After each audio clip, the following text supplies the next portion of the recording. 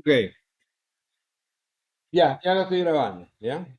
Ya lo estoy grabando. Entonces, decíamos precisamente esto.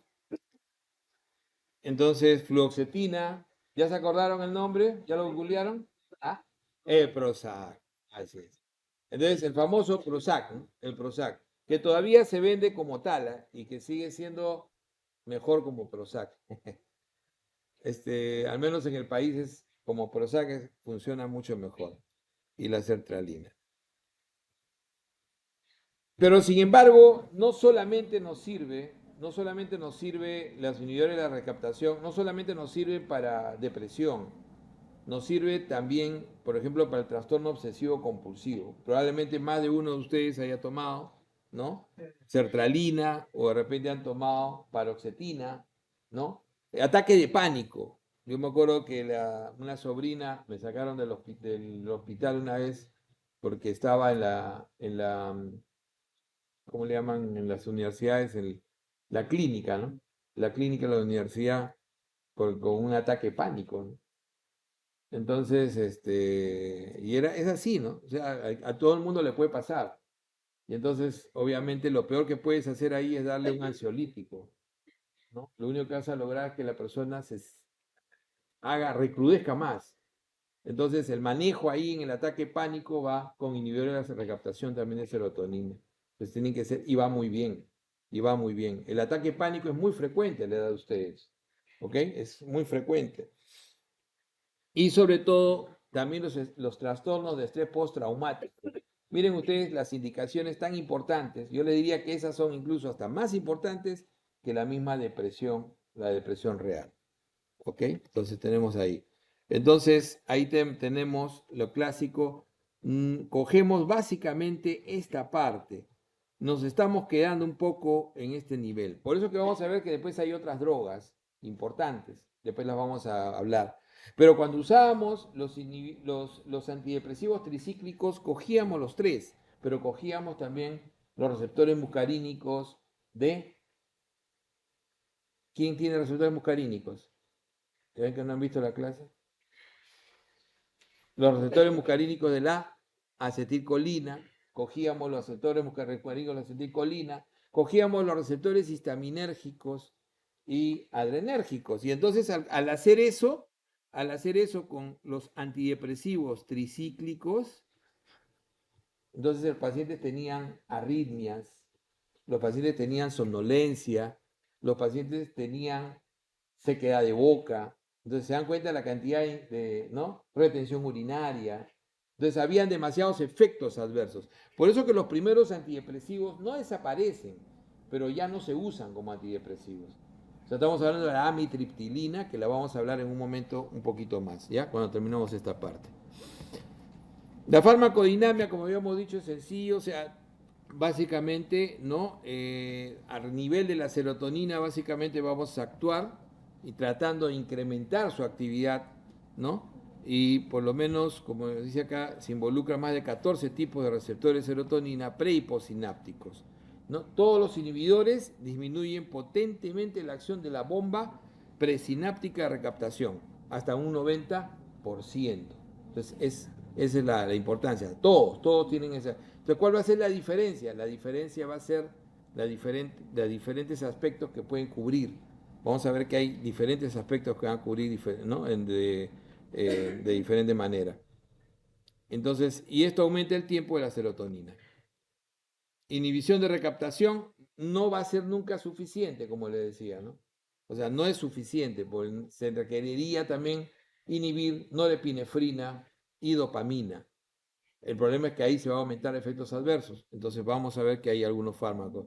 ¿La inhibición ocurre después de iniciar el tratamiento? Sí, pero es básicamente el efecto demora entre 2 a 8 semanas, ¿no? Entonces, 3 a 8 semanas ya.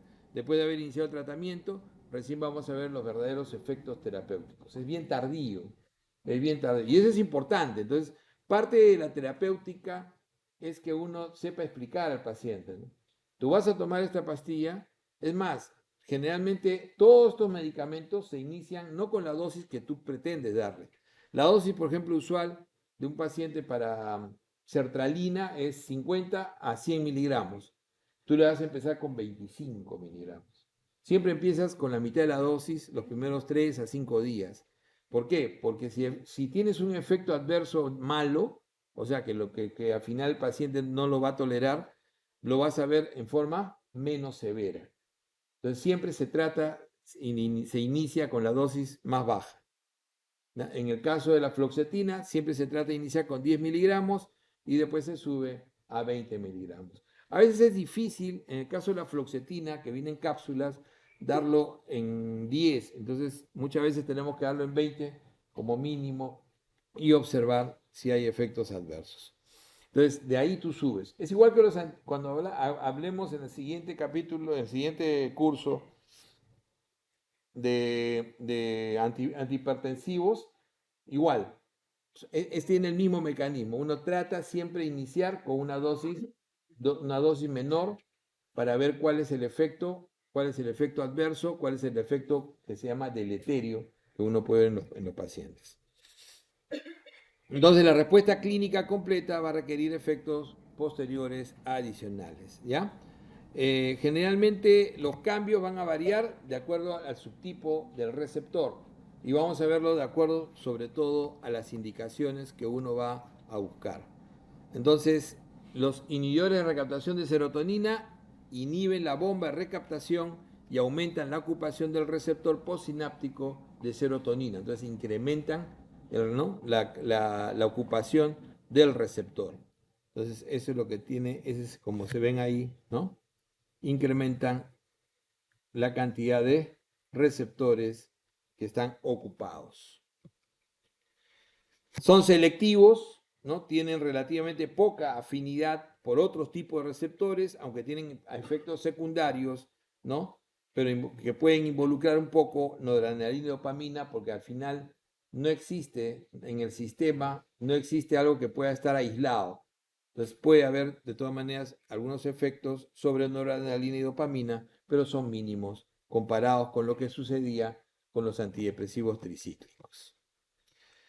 Con respecto a la absorción, se absorben bien, todos se absorben bien a nivel gastrointestinal, alcanzan niveles máximos en más o menos 1 a 8 horas, eso es importante. Hay unos alimentos pues no afectan, excepto algunos más bien lo mejoran, como en el caso de la sertralina, ¿no? La sertralina se absorbe mejor con alimentos. Entonces uno indica la sertralina con el desayuno, ¿no? O sea, es mejor con alimentos, se absorbe mucho más aún, ¿no? La sertralina. Después la absorción se une a proteína plasmática y se distribuye ampliamente. Ahora, es muy lipofílico. ¿Cuál es la ventaja de que sea lipofílico? Va a atravesar la barrera hematoencefálica con mayor facilidad, ¿no es cierto? Entonces, eso es fundamental. ¿Cuál es la ventaja? ¿Cuál es la ventaja de que tenga una buena unión con proteínas plasmáticas? Su tiempo de vida media va a ser mayor. ¿Cuál es la desventaja? Sus efectos adversos también van a durar más tiempo, ¿no? Entonces, esa es la desventaja. Entonces, en la toxicidad es donde generalmente los fármacos se unen mucho a las proteínas son más difíciles de manejar el efecto tóxico. Entonces, básicamente se eliminan por el hígado, por lo tanto, siempre son fármacos que hay que cuidar cuando el paciente tiene falla hepática, eso es importantísimo. O sea, el paciente con falla hepática, muchos de estos fármacos no los pueden manejar bien o van a precipitar la falla y producen metabolitos activos, con excepción de la fluvoxamina. La fluoxetina produce un metabolito activo, ¿no? La norfluoxetina, que inhibe potencialmente la recaptación y tiene actividad antidepresiva. La vía media de eliminación más o menos es la siguiente, ¿no? Miren ustedes la vía media de eliminación. Citalopram, que se usa mucho en adultos mayores, 36 horas. Escitalopram, también igual 36 horas. Fluoxetina, 4 a 6 días, teniendo su metabolito activo entre 4 a 16 días. Ahora entenderán por qué citalopram y escitalopram, les decía, se usa más en adultos mayores. Porque hay que tratar de que el adulto mayor ¿no? Puede tener daño hepático y también puede ejercer mayor riesgo de efectos adversos. Entonces es más fácil manejar citalopram y escitalopram que manejar una fluoxetina, por ejemplo, una fluvoxamina 15 horas, paroxetina y sertralina 26 a 32 horas también es bastante bueno. En realidad lo que a mi parecer es mejor en adultos mayores es la sertralina. Sin embargo, estas son las drogas que más se usan en el mundo en adultos mayores. Citalopram y escitalopram. Son drogas más modernas, un poquito, pero tienen por ejemplo, en el caso de citalopram, prolongación del QT, lo cual puede ser importante, ¿no? Para adultos mayores. Entonces hay que tener cuidado. A veces cuando me preguntan un psiquiatra, oye, que mi paciente está con problemas cardíacos, es que si te está dando citalopram, puede prolongar el QT. Y la prolongación del QT puede generar arritmias ventriculares. Cuando tú prolongas el QT, tienes la posibilidad de generar arritmias ventriculares. ¿Quiénes son los que tienen más riesgo de arritmias ventriculares? Los adultos mayores. Entonces, sí.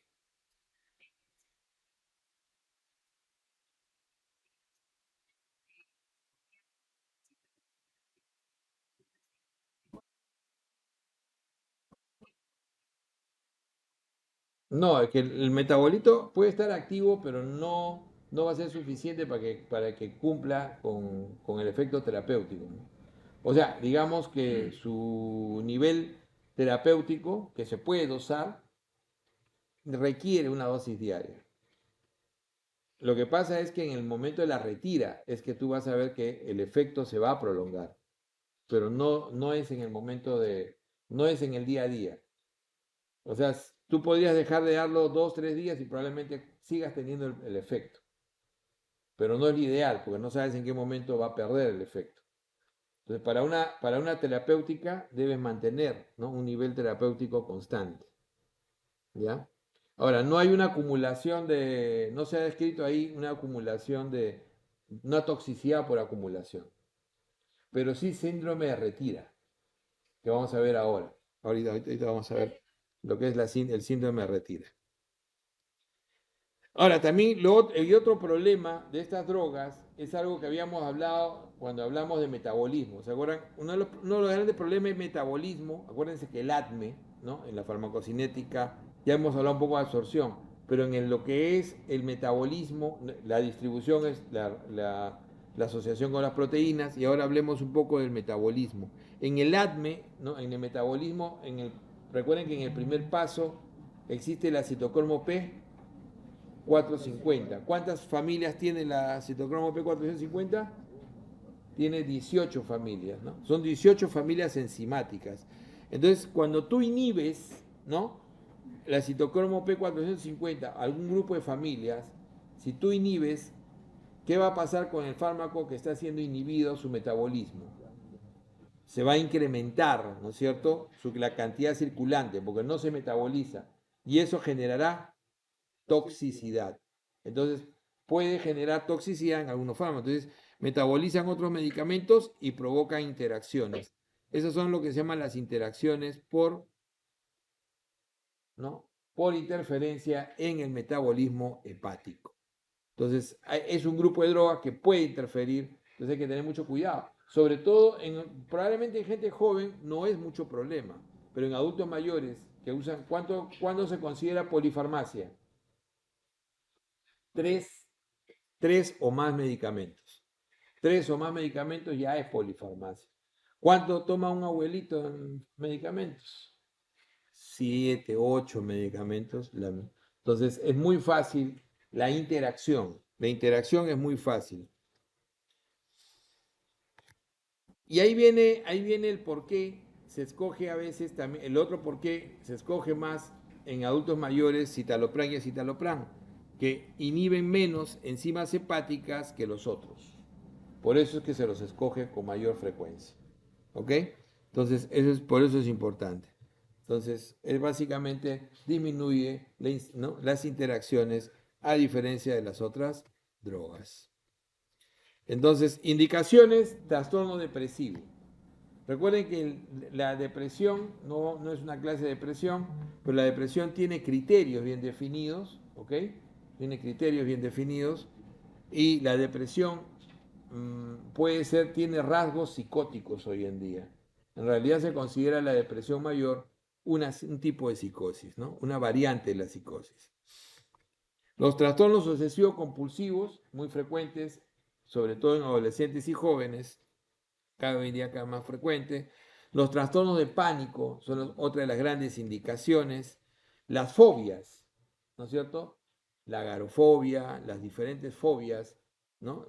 Probablemente la agorafobia sea una de las más frecuentes. Y la bulimia nerviosa también son indicaciones del uso de inhibidores de captación de serotonina. ¿Ok? Es importante. Vamos con las dosis. Entonces, deben iniciarse siempre en su dosis mínima efectiva, lo que habíamos dicho, ¿no? Por ejemplo, una sertralina en 25, una fluoxetina en 10, ¿ok?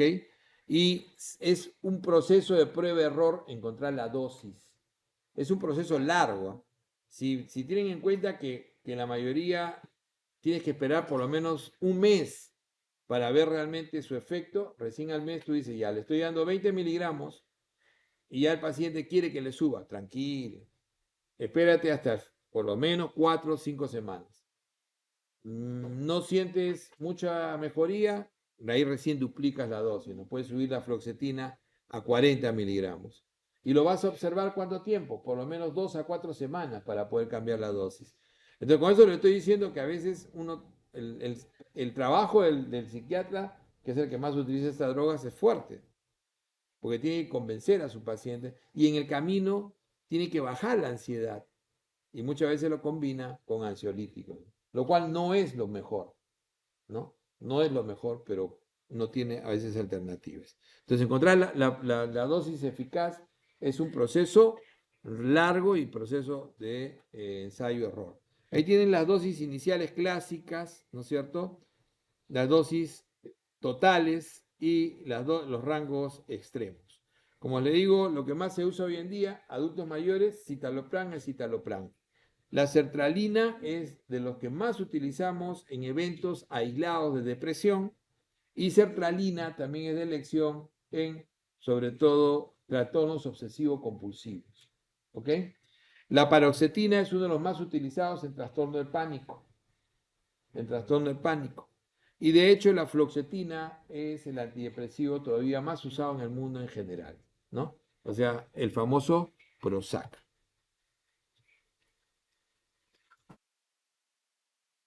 Los efectos adversos, los más comunes, digamos, sequedad de boca, todavía no puede haber cefalea, insomnio. El insomnio es uno de los más prevalentes y por eso que, ¿cómo se evita? Dándolo en las mañanas. El fármaco se da en las mañanas.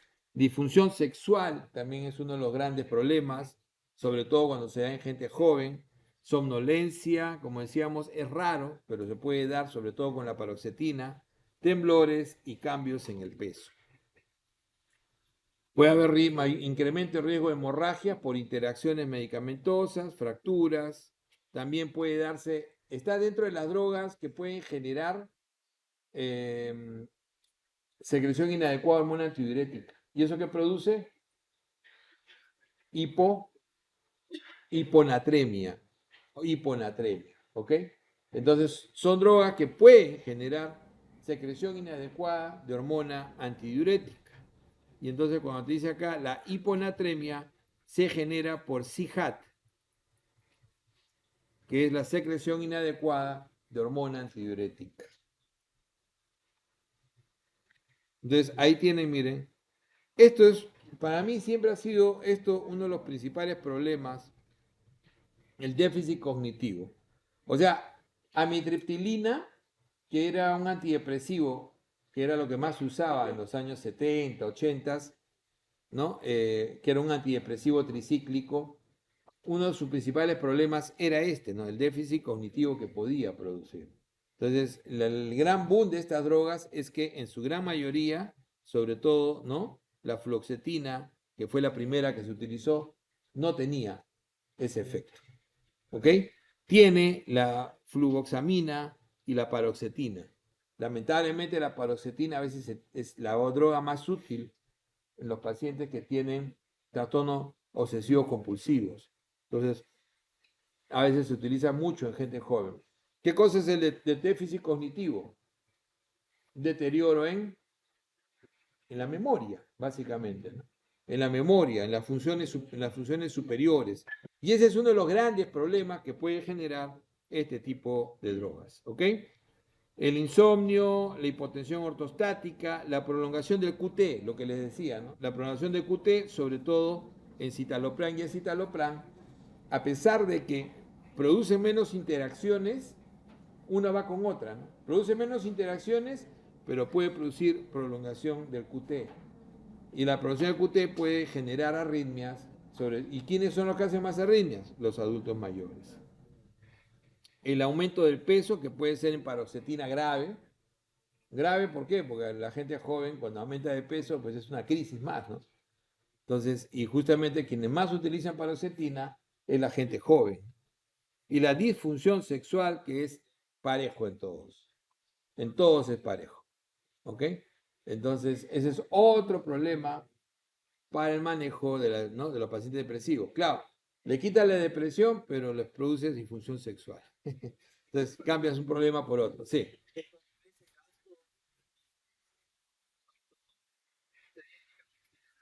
Sí, sí, sí. O sea, no solamente en jóvenes, ¿eh? Los que más piden son los viejos, ¿eh? De hecho que sí, o sea, no hay contraindicación para el uso de inhibidores para sildenafil o tadalafilo, que es lo que más se utiliza, ¿no? Entonces, no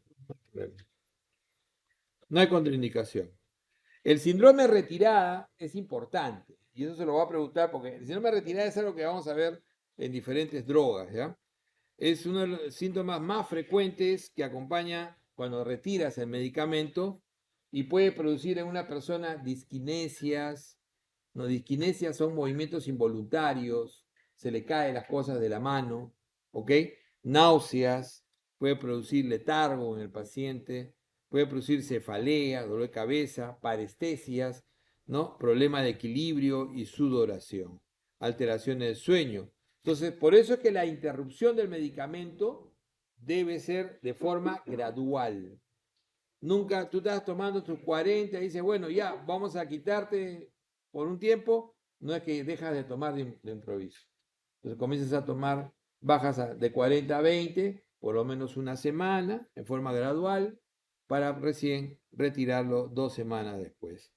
¿Ya? Generalmente se resuelve rápidamente, pero es crítico. O sea, todo esto viene junto, ¿no? El paciente comienza a tener temblores, disquinesias, letargo, cefalea, ¿no? Sensación de adormecimiento de las piernas. Dice, no sé qué me pasa. ¿Has dejado de tomar algo? Ah, sí, dejé de tomar mi antidepresivo y lo dejé de tomar de un momento a otro. Muchas veces el colega a veces retira por teléfono el medicamento, que eso hoy en día es muy frecuente, ¿no?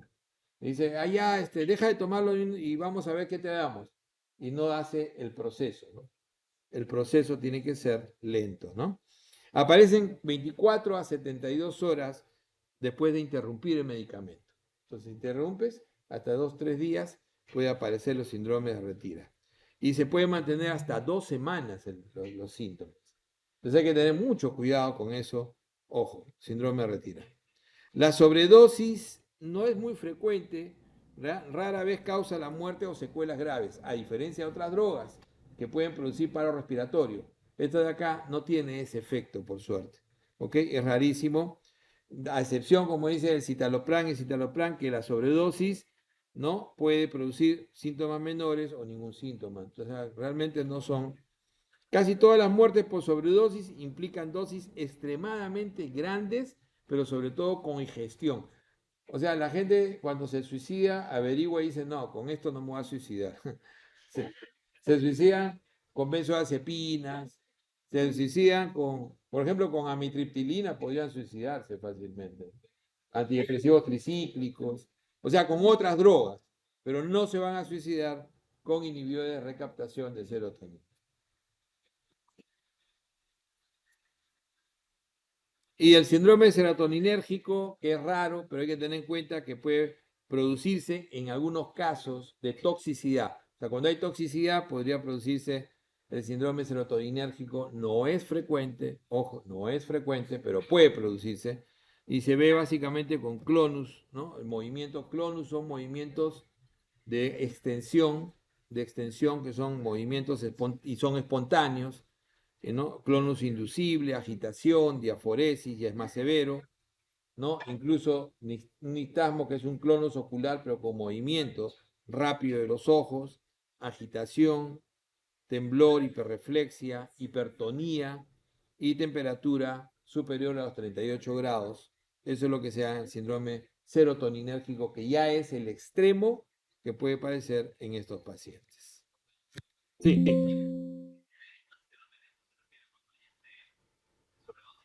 Sí, cuando hay toxicidad. Puede haber toxicidad en unos pacientes, por ejemplo, por acumulación. Dice, qué raro, ¿no? Le hemos dado una dosis más o menos, pero el paciente ha hecho, pero tenía falla hepática, por ejemplo. Entonces a veces se cruza con algo, ¿no? O con alguna otra droga, hace interacción.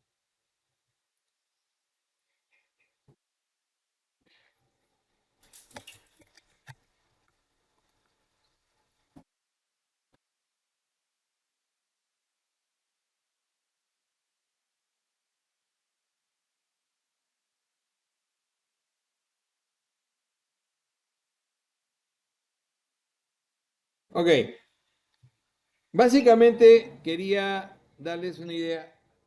Inhibidores de recaptación de serotonina, los inhibidores de recaptación de la serotonina, ¿no es cierto? Son fármacos muy útiles, pero si bien es cierto, podríamos también tener que el fármaco disminuya el flujo de norepinefrina. Y existen los inhibidores de recaptación de serotonina mixtos y norepinefrina. ¿Ya? Esos combinan no solamente el flujo, disminuyen el flujo de recaptación de la serotonina, sino también de la norepinefrina. Y hay que tener mucho en cuenta. Este grupo de fármacos son muy utilizados hoy en día. Uno de ellos, muy utilizado, es la duloxetina. La duloxetina, ¿ya? La venlafaxina.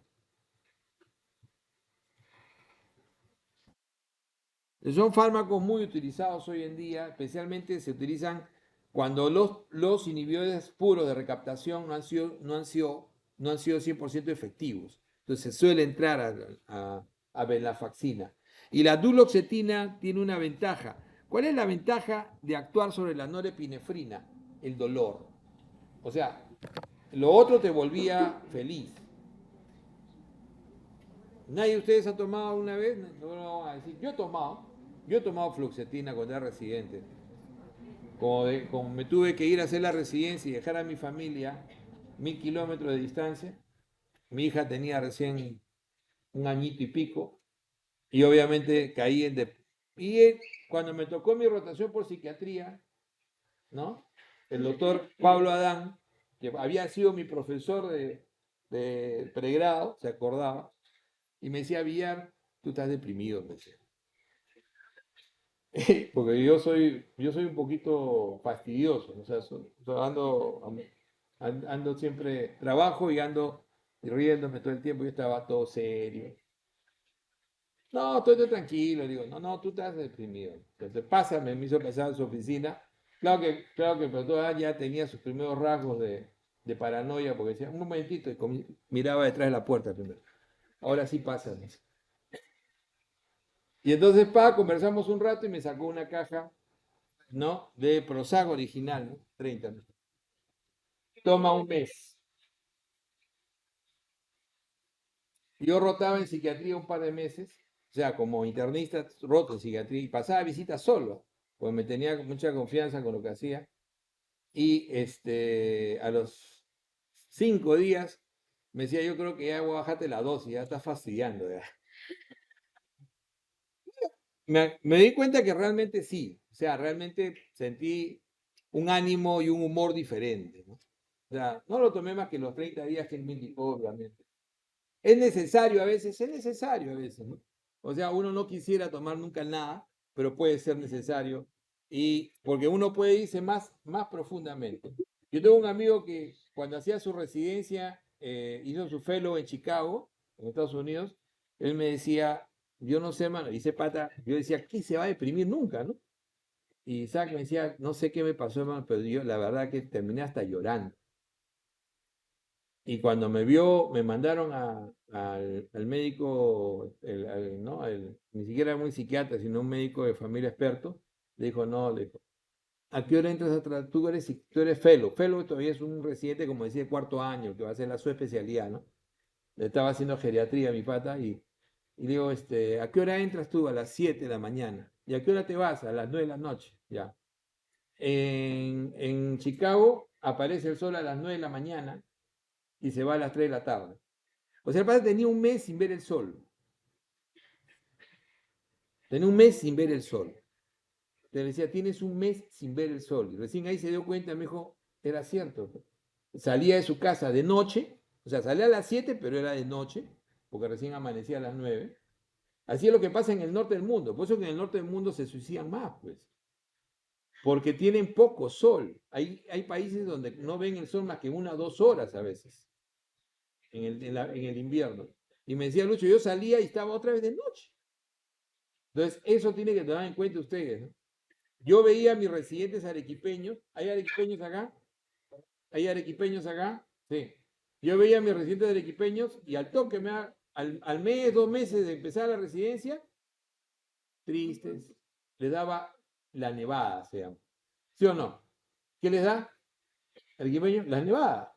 Cuando se ponen todos tristes, ¿no? Está con la nevada, dicen los arequipeños. ¿Ok? Y es porque Arequipa es sol, sol y más sol, ¿no? Es raro que no haya sol. Y nosotros los limeños estamos acostumbrados a el cielo panceburro, ¿no es cierto?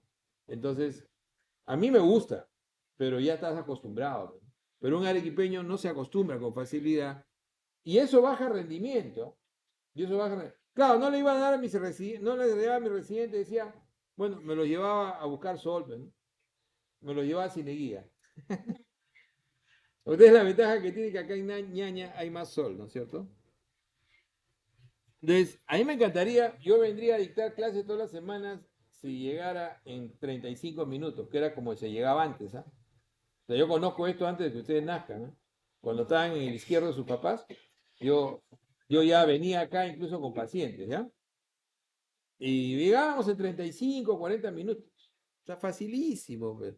Porque teníamos un club acá, no me acuerdo dónde está, del seguro. Teníamos un club de seguro, venía con pacientes acá, con adultos mayores.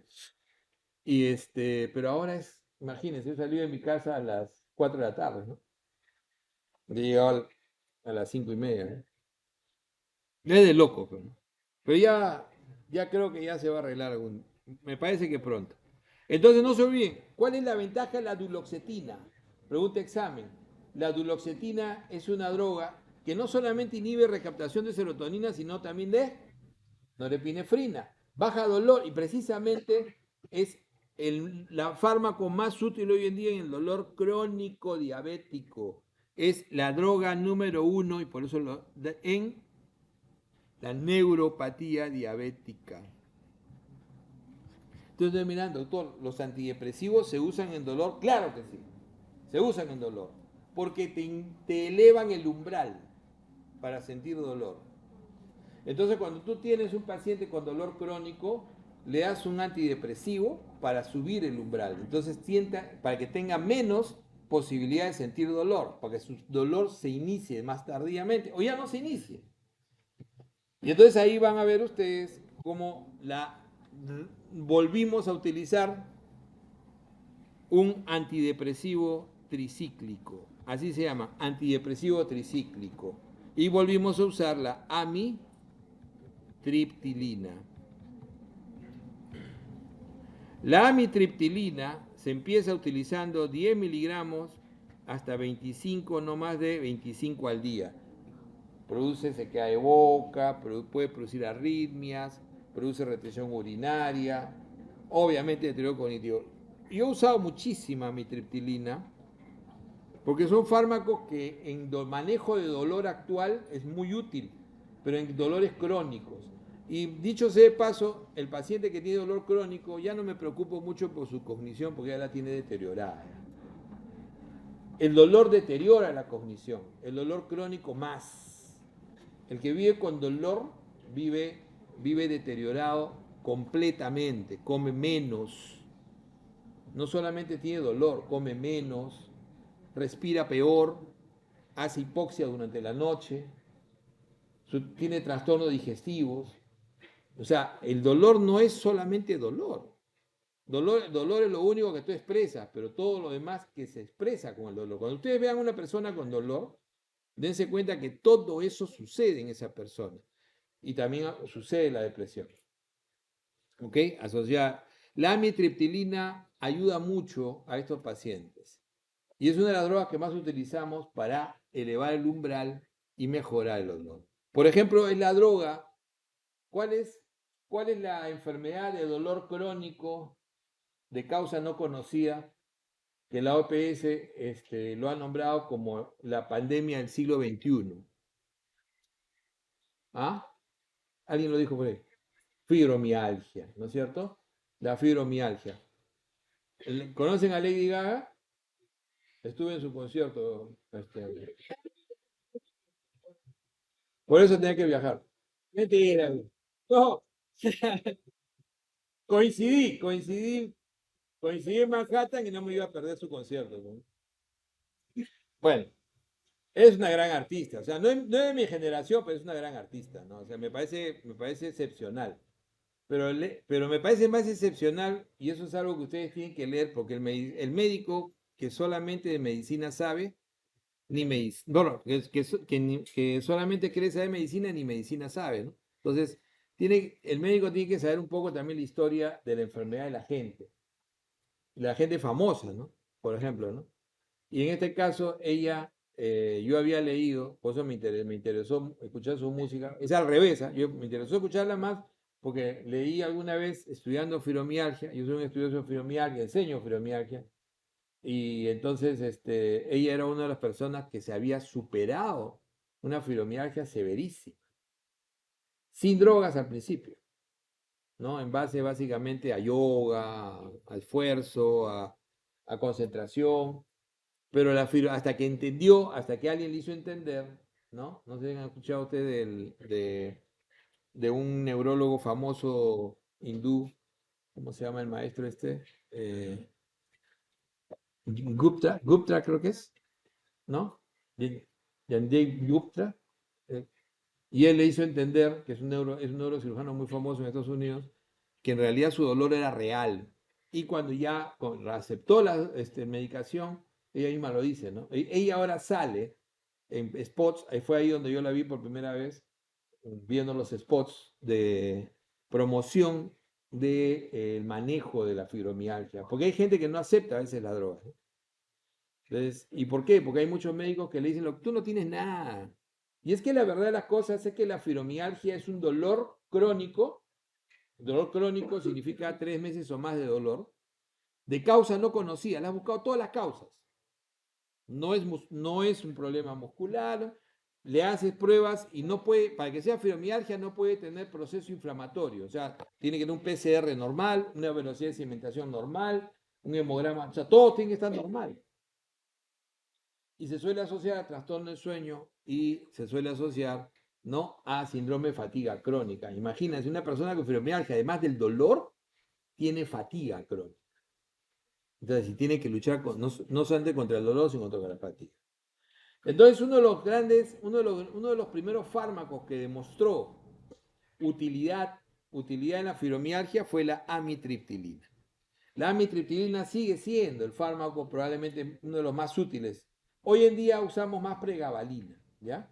Pero dentro de los fármacos más útiles, dentro del manejo de la fibromialgia, está la amitriptilina. Y la amitriptilina, el problema, como le decía, es que no solamente disminuye la recaptación de serotonina, disminuye la recaptación de norepinefrina, disminuye la recaptación de dopamina, pero además de eso, activa receptores muscarínicos de la acetilcolina, ¿no es cierto? Activa receptores histaminérgicos y adrenérgicos. Entonces miren todo lo que hace. Por eso es que tiene muchos efectos adversos. En ese exceso de actividad es que los antidepresivos tricíclicos dejaron de usarse un tiempo, pero nunca se dejó de usar la mitriptilina, porque teníamos la mitriptilina en manejo de dolor. O sea, la mitriptilina la manejamos, por ejemplo, ustedes han hecho algo de neuro, ¿no es cierto? ¿Qué cosa es el dolor alodínico? ¿Qué cosa es la alodinia? ¿Alguien sabe? El dolor alodínico. Han hecho digamos, un poco de semiología, ¿no es cierto? Tienen esas clases, ¿no? Todavía no. Ya, entonces yo le digo, el dolor alodínico, ya, si tú tienes una parestesia, ¿han escuchado ese término, ¿no es cierto? Es cuando tienes una sensación de adormecimiento donde realmente no hay, digamos, un efecto, ¿no? Sino es un efecto pero lo sientes en ese sitio, ¿no? Está en esa pierna, etcétera, ¿no? Lo sientes más. Pero ¿qué pasaría si tú sientes dolor cuando te acarician? Claro, de repente algunos de ustedes acarician a su enamorada, está molesta y va a gritar, ¿no? Pero es otra cosa. Esa es otra cosa, ¿no? Pero ¿qué tal si ante un estímulo que debía ser placentero, la persona siente dolor? O sea, tú acaricias a una persona y debería sentir simplemente placer, ¿no? Pero sin embargo, pasa la mano y el paciente, como si le estuvieras, como si le estuvieras pelando la piel, ¿no? Eso se llama dolor alodínico. El dolor alodínico es uno de los peores que hay y se asocia a compresión, ¿no? A síndrome de compresión medular, a una serie de problemas, sobre todo postraumáticos, ¿ya? Entonces el dolor alodínico es un dolor muy severo. Una de las drogas que mejor controla el dolor alodínico es la amitriptilina. Es ideal para las alodinias. Se las voy a preguntar, ¿ya? Entonces, ahí tienen ustedes varios, miren. En general, todo dolor crónico, incluso los dolores de cáncer, todo dolor crónico, el umbral se eleva con amitriptilina. O sea, la amitriptilina es una de las drogas más utilizadas en manejo de dolor crónico. En fibromialgia es una de las primeras drogas a utilizarse y en alodinia es la droga de primera elección. O sea, a veces una cosa es que lo puedes usar y otra que es primera elección. Siempre tengan eso en cuenta. ¿Qué cosa es primera elección para una neuropatía diabética? Duloxetina.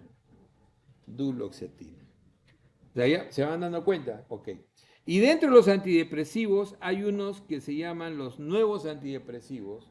O sea, lo que se llaman los antidepresivos, ¿no? Atípicos. Los antidepresivos atípicos, por ejemplo, que tienen solo actividad sobre norepinefrina y tienes el bupropion.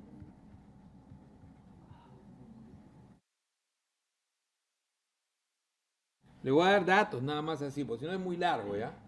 ¿Qué es el bupropion? Porque es importante como un antidepresivo así. No se usa mucho en depresión, pero el bupropion es la mejor droga para dejar de fumar. Es la droga de elección, porque cuando tú fumas, ¿fuman ustedes o no? ¿Por qué son mentirosos? ¿Por qué son mentirosos? Yo fumaba de alumno, empecé a fumar a los 15 años, ¿eh? Mi abuelo fumaba 7 cajetillas diarias.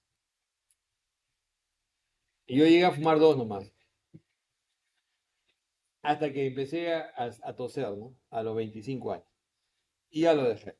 Y ahora mi pulmón parece que nunca hubiese fumado. Pero ha tenido, ¿cuántos años tiene que pasar para que un pulmón, después de dejar de fumar, se normalice? Si es que se normaliza. Está estudiado. 13 años. Recién a partir del sexto año baja un poco el riesgo. Pero recién a partir del 13º año, ese pulmón comienza a ser casi normal. ¿Se dan cuenta? Y es real, ¿eh? Yo les digo porque Yo tenía un pulmón que a los 25 años me asusté, veía los tractos fibrosos y dije, ya me fregué. En esa época no se sabía mucho, mucho tampoco y bueno, dije, pues bueno, tendré que irme cuidando, dejé fumar. Lo primero que hice, obviamente, dejé fumar. Pero yo dejé fumar, cuando dejé fumar y simplemente dije, no fumo más y no fumo más, no me pasó nada. Pero hay gente que tiene adicción a la nicotina como efecto, ¿no? Como una droga, ya se retira. Entonces, en los que tienen adicción a la nicotina, se les tiene que dar parches de nicotina.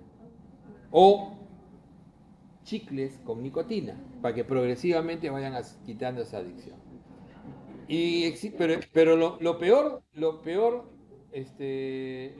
de la, ¿cómo se llama? Lo peor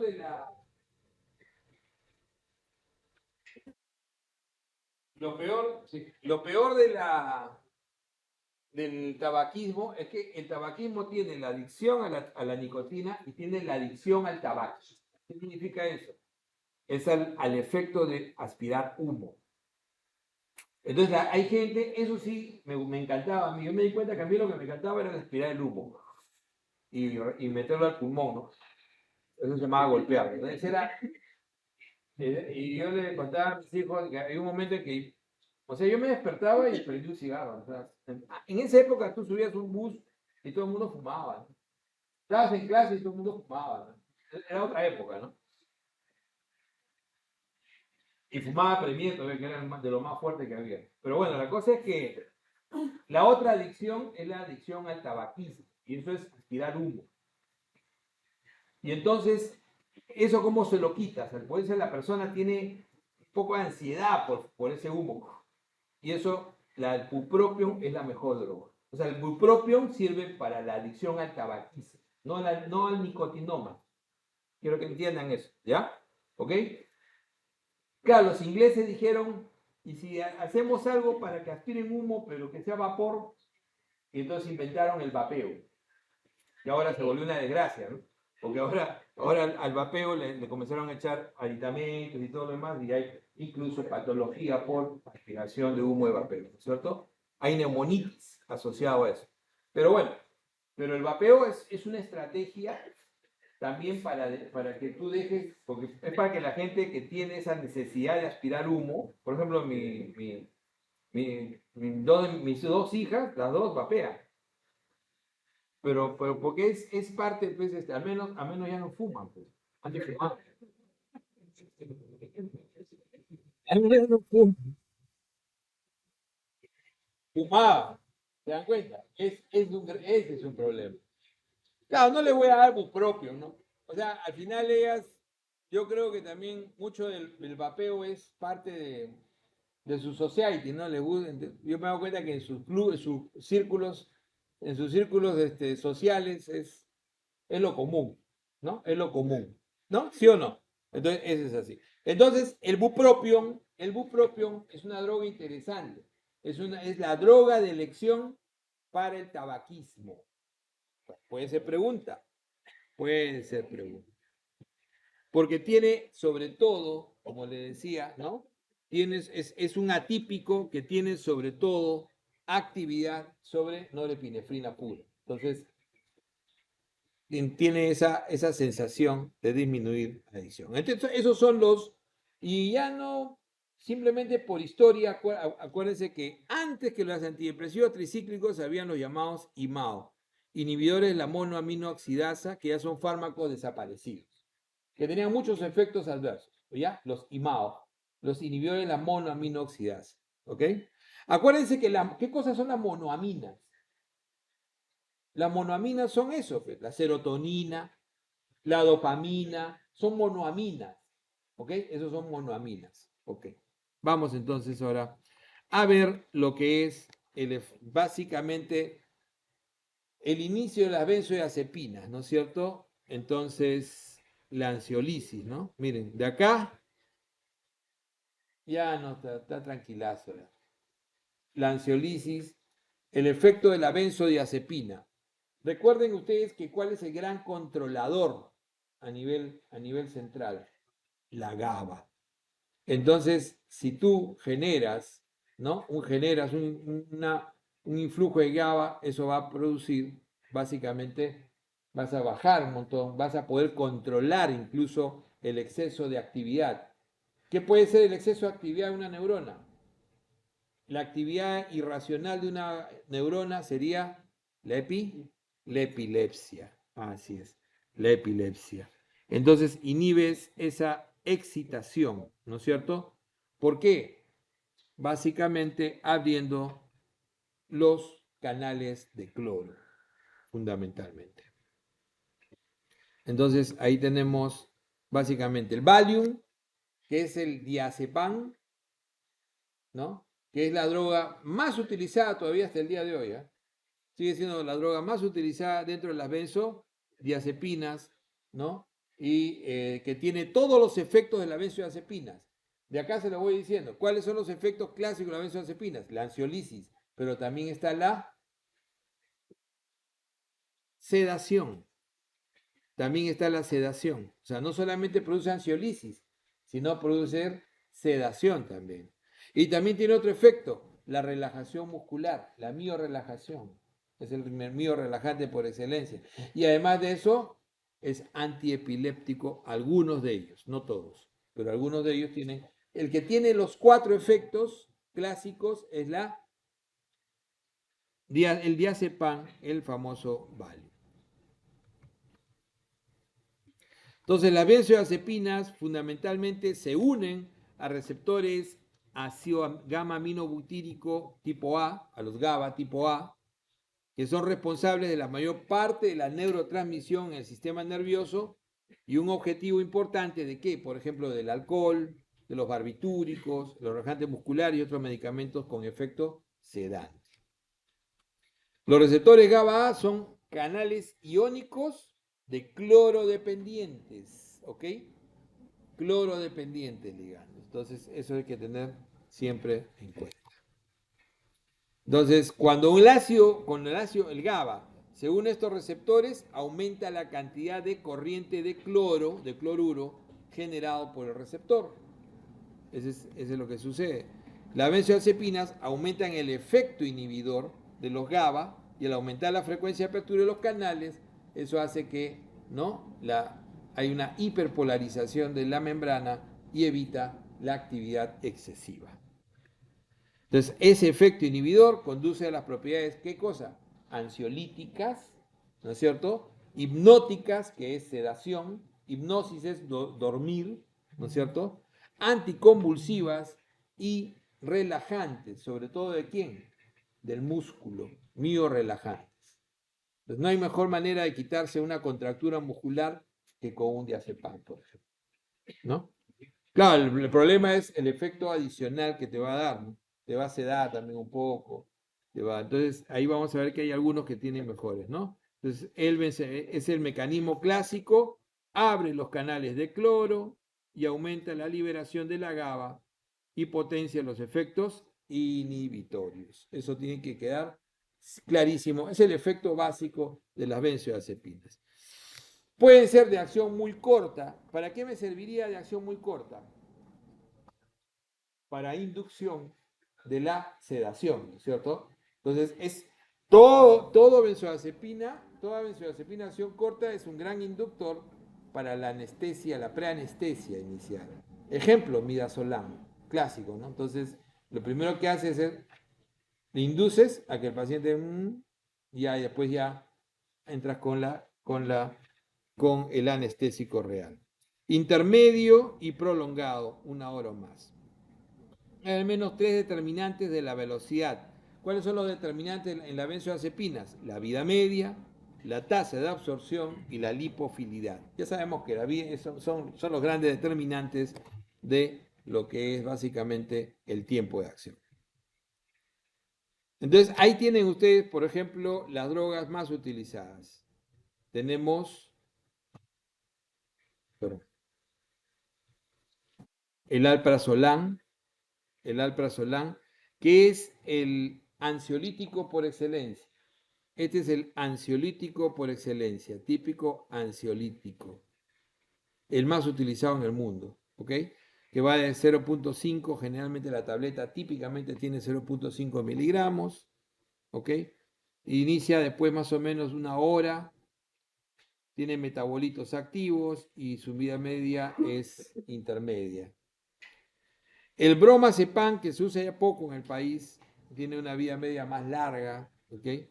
Tiene una vida media mucho más larga. El clonazepam, que es excesivamente utilizado en los últimos años, es una muy buena droga, tiene un efecto también antiepiléptico importante, sobre todo en lo que es crisis mioclónicas, el clonazepam, pero se ha usado demasiado, sobre todo en adultos mayores, como ansiolítico. En realidad, el problema de las benzodiazepinas es que dejan residuo. Cuando tú usas una benzodiazepina como hipnótico, el problema es que deja residuo. ¿Qué significa eso? Que al día siguiente sigues algo somnoliento. Entonces no es útil. A mí a veces cuando alguno de ustedes me pregunta, doctor, ¿puedo tomar un clonazepam o un alprazolam para dormir porque no duermo? No, va a ser peor el remedio que la enfermedad, porque los va a dejar, claro, puede ser que los ayude a dormir un poco, pero después el día siguiente los va a dejar aletargados. Y eso no se requiere pues, para estudiar, ¿no es cierto?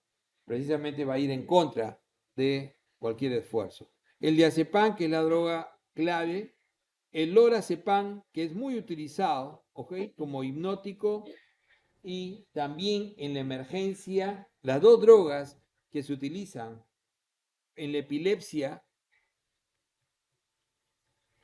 en la emergencia, son diazepam y lorazepam. Son las drogas más utilizadas para el efecto del manejo de la epilepsia aguda.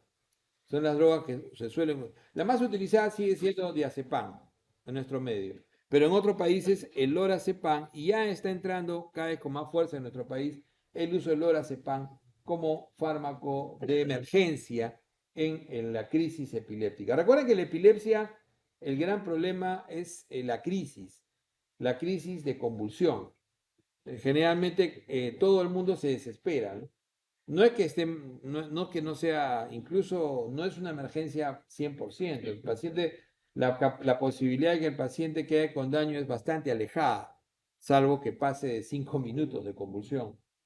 Pero realmente lo que uno debe hacer cuando una persona convulsiona, lo primero es colocarlo en lateral, así es, lateral izquierda, que le permita botar las secreciones y ventilar, ¿no es cierto? Y ventilar. Y sobre su lado izquierdo para que ventile mejor, porque recuerden que el lado derecho ventila mejor. Así es. Y definitivamente de ahí tratar de, no con la mano, si se puede, con lo que tengan a la mano, pues un papel, una baja lengua, un lapicero, tratar de evitar que se trague la lengua, que la lengua obstruya la vía aérea. O sea, eso es lo importante. Están en un hospital y tienen oxígeno, pónganle oxígeno. Ese cerebro requiere oxígeno. Y lo de la droga no tiene que ser, no es la primera acción. Recuerden que primero es la vía, siempre es la vía aérea. Siempre es preservar la vía aérea. Entonces, acción larga, acción intermedia, clonazepam, acción corta y ultra corta, como le decía el midazolam, el típico fármaco inductor en lo que son los procesos de anestesia clásica.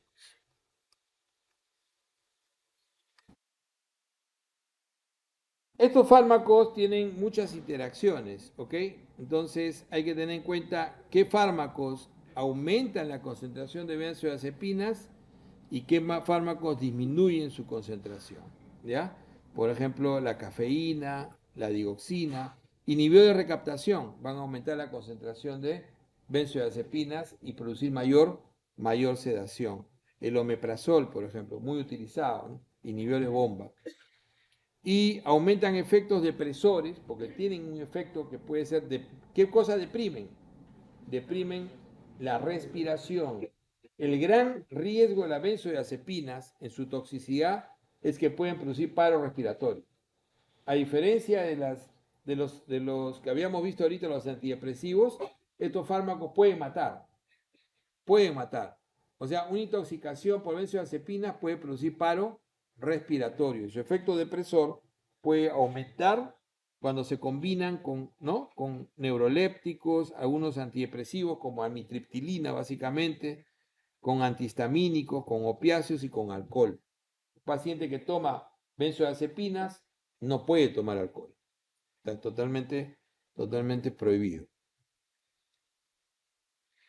Entonces, el diazepam, la droga más importante, probablemente tiene vida media larga porque el hígado lo oxida, ¿ok? Lo oxida y se metaboliza en oxazepam, que es un ansiolítico activo de vida media larga. Entonces, eso es lo interesante, ¿ok? Es mucho más lento en ese sentido. La mayoría de benzodiazepinas se van a absorber completamente, pero tienen diferentes velocidades de absorción. Hay ahí un problema también, ¿no? El diazepam, por ejemplo, se absorbe bien a nivel intramuscular, pero no se absorbe bien por vía intrarrectal, por ejemplo. A veces se utiliza por vía intrarrectal y no se va a absorber bien. Perdón, no se absorbe bien por vía intramuscular y por vía intrarrectal puede absorberse bien, pero sobre todo en niños. Eso hay que cambiarlo, ¿ya?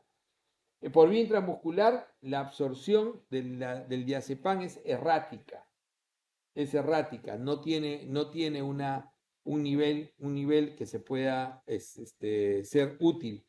Y entonces no se recomienda su uso, por ejemplo, cuando tú utilizas diazepam en una emergencia, en una crisis epiléptica, la vía intramuscular no es útil, no es la mejor vía. En pediatría se ha demostrado que la vía rectal es útil, es rápida. En adultos no tanto, pero en niños sí. En niños sí. Y la mejor vía obviamente es parenteral, ¿no? Tiene que ser endovenosa, pero no por vía intramuscular. Y es un gran error, ¿no? Cuando el paciente convulsiona, le ponen a la nalga y dice, no funcionó, ponle 10 más. Pero ¿no? Es que la absorción por vía intramuscular es errática, ¿ya? Es errática. Entonces, va a funcionar en algunos, no va a funcionar en otros. Eso significa errático, o sea, no sabes cuál va a ser. Algunos absorberá bien, otros absorberá intermedio, otros no absorbe. Entonces, ese es el problema. No tienes, no tienes un parámetro de absorción constante. Cuanto mayor la lipofilidad, entonces la benzodiazepina, más rápido ingresa al cerebro y produce mayor efecto ansiolítico. La lipofilidad varía hasta 50 veces en las benzodiazepinas. El diazepam es el ejemplo de una benzodiazepina altamente lipófila y el lorazepam menos lipófilo. Por eso que el diazepam ingresa y es útil en todos sitios. Como decíamos, las indicaciones son ansiolíticas en episodios maniáticos, en el bipolar, por ejemplo, en el síndrome de privación alcohólica, en la excitación psicomotriz, en el insomnio, ¿no? En el insomnio, por ejemplo, la indicación como hipnótico y sedante, la inducción anestésica, por ejemplo, el midazolam, el relajante muscular, ahí el más efectivo es siempre el diazepam, la contractura muscular, justamente el diazepam, anticonvulsivante, el diazepam y el lorazepam, ¿no? El clonazepam se utiliza en las crisis mioclónicas, básicamente. Y eso es básicamente las vías de administración, los ejemplos terapéuticos, trastorno de ansiedad. Como les decía, alprazolam es el clásico para trastorno de ansiedad. El clonazepam es útil en trastornos convulsivos. El diazepam, trastorno de ansiedad, estado epiléptico, relajante y premedicación. Por eso decía, el diazepam sigue siendo el más útil de todas las benzodiazepinas, ¿no? Permite su uso parenteral, como lo decía, se puede utilizar por vía oral, intramuscular, rectal. Esta de acá, como les digo, es errática. Hay que tener mucho cuidado y no promover su uso, porque es una vía errática. Esta es la benzodiazepina prototípica, ¿no? El diazepam. ¿Okay? Hay algunos que se han retirado del mercado, ¿no? Como el flunitrazepam, que era el rohypnol, que era un fármaco que tenía el efecto de producir, además de mucha sedación, produce efecto psicodélico. Entonces el efecto psicodélico no es un efecto clásico de las benzodiazepinas, pero el flunitrazepam produce efecto psicodélico. Nosotros usábamos mucho flunitrazepam en mi época, cuando yo era interno, ¿no? Y de verdad, o sea, tú usabas y el paciente comenzaba, parecía que había fumado de la buena, ¿no? Entonces, ese es el efecto clásico psicodélico. Entonces se retiró, o sea, se retiró del mercado y el flunitrazepam es hoy en día una droga que se utiliza como droga de, ¿cómo le llaman estas drogas? De recreativa. Es una droga recreativa, ¿no? Se suele combinar con la ketamina, ¿no? O sea, es el rohipnol, famoso rohipnol. Entonces, ahí tienen, por ejemplo, el lorazepam, ¿no? Premedicación, el midazolam, como les había dicho, que es premedicación también preanestésica, los más utilizados, ¿no? Y para el insomnio, típicamente el triazolam, el temazepam, son los más utilizados como hipnóticos porque son los que tienen menos efecto de residuo.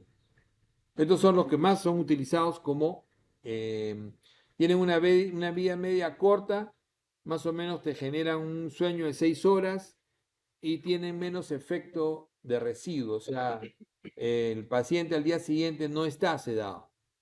A diferencia del paciente que duerme utilizando clonazepam o alprazolam. Hay mucha gente que duerme utilizando clonazepam o alprazolam y ese le genera un efecto de residuo. En cambio, el temazepam, el triazolam, son drogas que son básicamente hipnóticos. Son los más utilizados como hipnóticos, con otras drogas hipnóticas puras. Lona, ahí, Lora, lo más importante, Mida, y el triazolam para el insomnio. ¿Ya? No se olviden.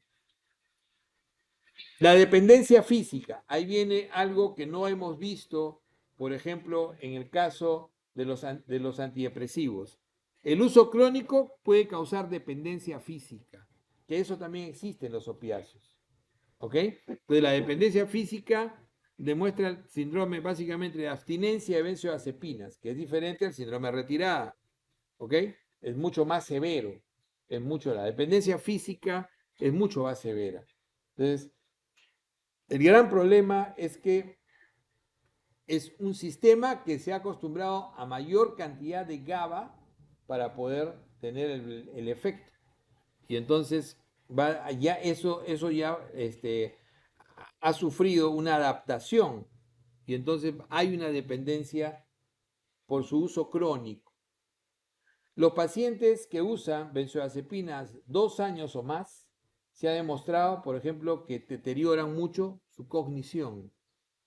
Entonces hay gente que vive tomando benzodiazepinas y su estado, y a pesar de eso funcionan, pero lo más probable es que funcionarían mejor si no las tomaran. O sea, hay un deterioro cognitivo demostrado alrededor del uso de las benzodiazepinas. Sí,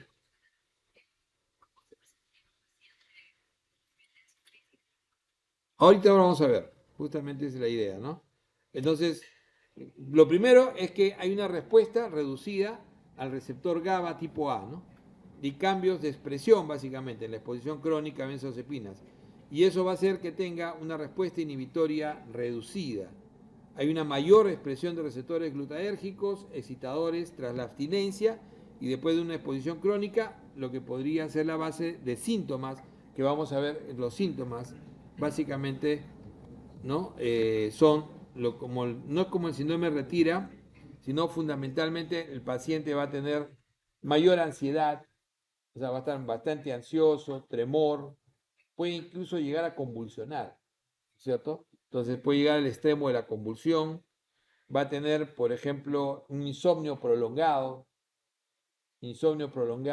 movimientos involuntarios. Entonces, eso es lo que suele presentarse como síndrome de abstinencia. ¿Qué es lo que se hace para bloquear el efecto tóxico, que es diferente? O sea, el síndrome de abstinencia te produce un síndrome básicamente de hiperexcitación, insomnio, ansiedad, ¿no? Tremor, taquicardia, etcétera. Pero la toxicidad es diferente, es al revés. La toxicidad, el exceso, una persona, por ejemplo, que se tomó 20 tabletas de azepam para autoeliminarse, o un adulto mayor al cual se le dio clonazepam 2 miligramos para dormir durante varias noches y termina no despertando varios días porque tiene falla hepática. Eso es muy frecuente en los hospitales. ¿Eh? Entonces el abuelito ya no se despierta, doctor, ya parece que estuviera en coma. Pero él entró caminando, sí, ¿qué le están dando? No, es que en la noche comenzaron a dar, alguien le indicó clonazepam, ¿de cuánto? De 2 miligramos, sea malo. Pues. Y es lo que hay en el hospital, de 2 miligramos. Y eso lo hemos visto un montón de veces. Entonces, ¿cómo haces para revertir el efecto de la benzodiazepina? Sea porque te trataste de autoeliminar o sea porque se te pasó la mano en la dosis. Y entonces el antagonista se llama flumacenilo, ¿ya? El flumacenilo es el antídoto de las benzodiazepinas. Incluso el efecto benzodiazepínico existe, el efecto benzodiazepínico innato, o sea, sin tomar existe ¿no? Existe autobenzodiazepina, digamos así. O sea, tú cuando tienes ansiedad, tu cerebro produce, ¿no? Produce efecto benzodiazepínico para tratar de calmarlo. O sea, es parte del proceso natural. ¿Ok? Entonces, hay gente que se ha visto que muchas sustancias, como por ejemplo derivados del amoníaco, pueden producir efecto benzodiazepínico prolongado y pueden producir somnolencia. Y entonces, por ejemplo, en la insuficiencia hepática, ¿no? El paciente con insuficiencia hepática que hace una encefalopatía hepática, muchas veces entra en somnolencia y puede entrar en coma. Entonces, uno de los medicamentos que se probó y funcionó en algunos casos fue justamente el flumacenilo. El flumacenilo es un fármaco que está siempre en los coches de paro, ¿no? En los coches de emergencia, porque el paciente puedes revertir los efectos. Tú puedes utilizar a un paciente un midazolam para intubarlo, por ejemplo, usar 5, 10, 20, 5, 10, 15 miligramos de midazolam porque necesitas plancharlo para intubarlo, pero el paciente va a entrar en paro respiratorio. Entonces, lo intubas y ya no respira por sí solo. Y vas a tener que, ¿no? Incluso meterlo en un ventilador. Entonces, no sería lógico, ¿no? Entonces, ¿qué haces para evitar eso? Una vez que ya lo intubaste, una vez que hiciste el procedimiento y ya tienes que revertirlo, puedes revertir el efecto, si es el efecto de la benzodiazepina, lo reviertes con flumacenilo. El flumacenilo viene de 5 miligramos, se da en forma lenta, el riesgo es que puede producir arritmias, ¿ya? Y es el único, básicamente, que va antagonista específico del receptor de benzodiazepina, ¿no? Tiene mucha actividad por sitios específicos del receptor GABA y el flumacenilo antagoniza todos los efectos electrofisiológicos de las benzodiazepinas, agonistas y agonistas inversos. El medicamento solo existe en vía endovenosa, ¿no? Ampolla de 5 miligramos, se suele diluir, generalmente es suficiente con 5 miligramos para revertir. Si tú pones 5 miligramos a un paciente y mejora, probablemente podrías ponerle otra vez. Pero si con 5 miligramos no notas ninguna diferencia, entonces no es el problema la benzodiazepina. ¿Te das cuenta? O sea, tiene que haber cierta respuesta para que puedas tú decir que el efecto benzodiazepínico es lo que tienes que revertir. Ok. Esta es la primera parte.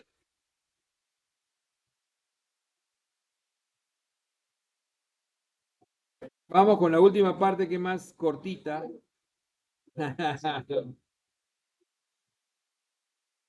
Es cortita, es cortita.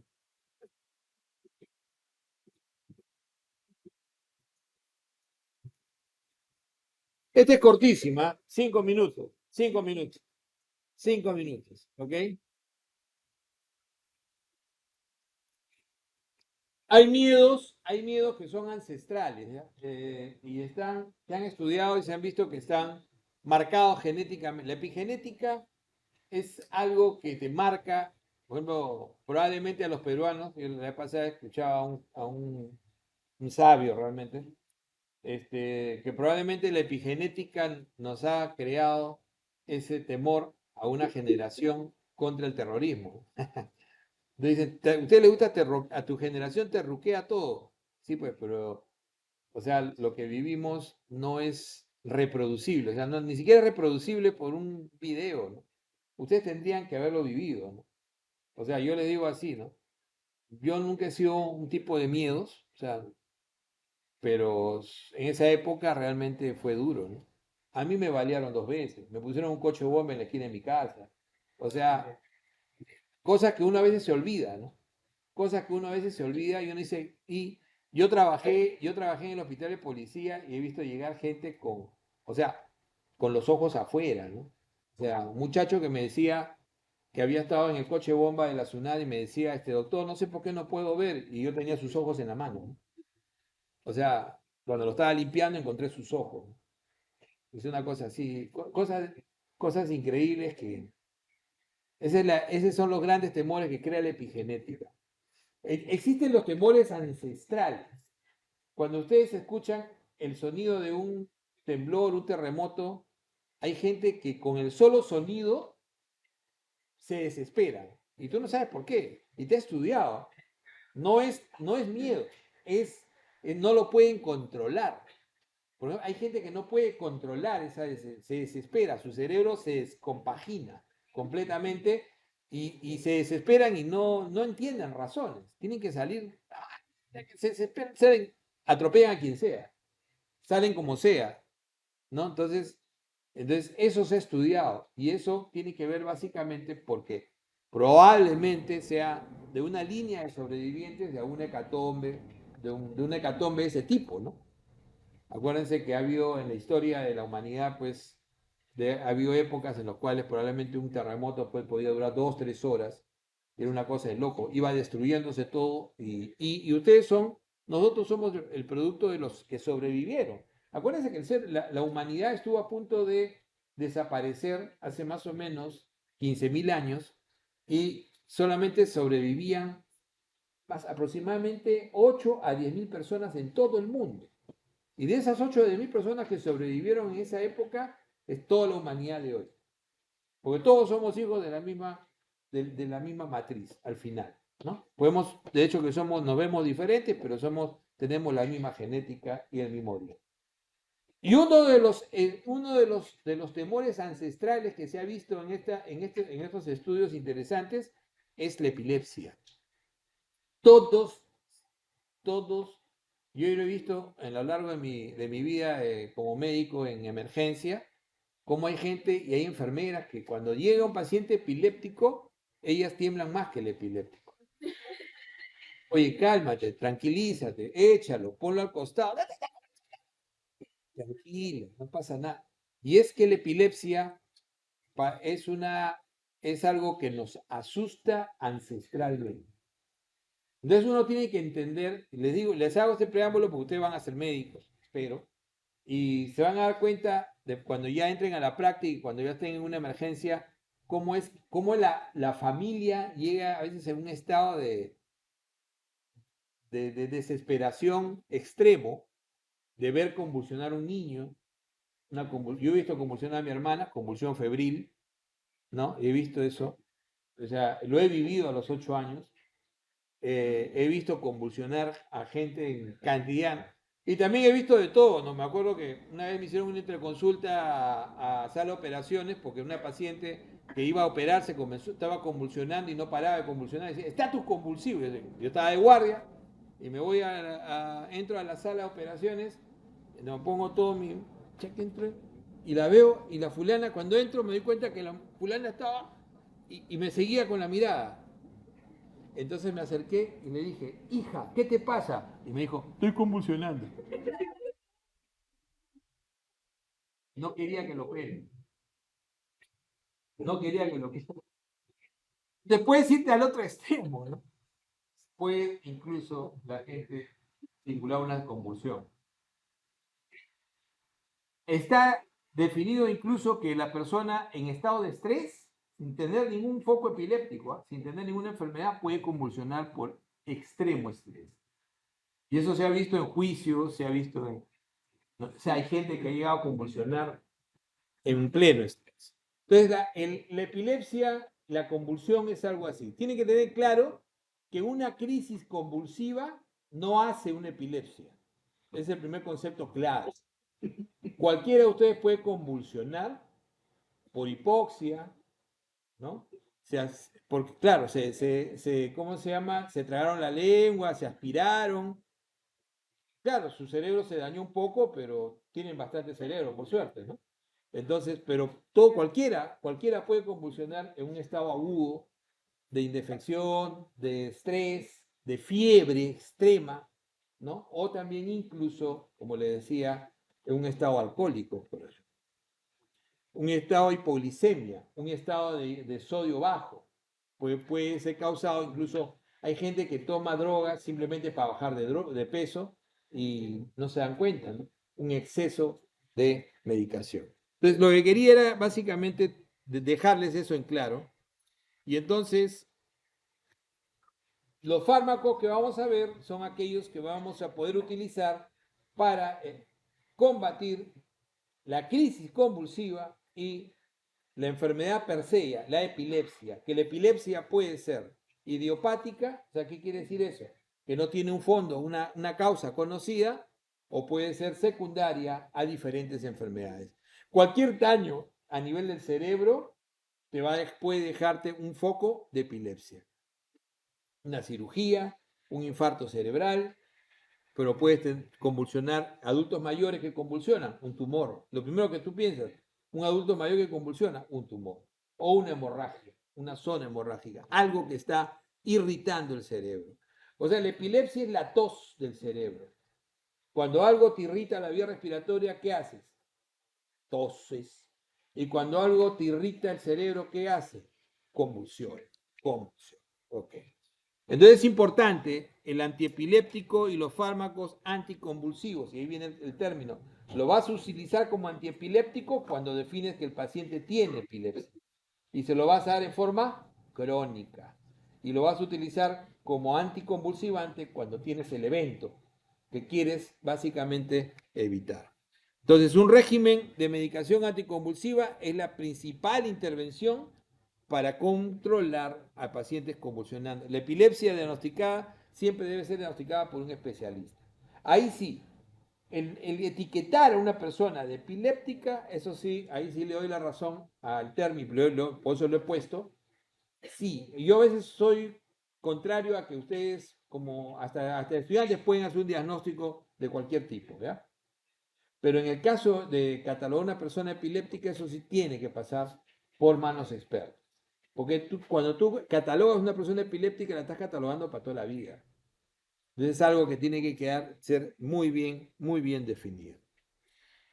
Entonces, los antiepilépticos que comparten la propiedad común de suprimir la convulsión, pero con muchos perfiles farmacológicos, hay varios perfiles farmacológicos y hay muchas propiedades farmacocinéticas, propensión a interacciones, efectos adversos y toxicidad.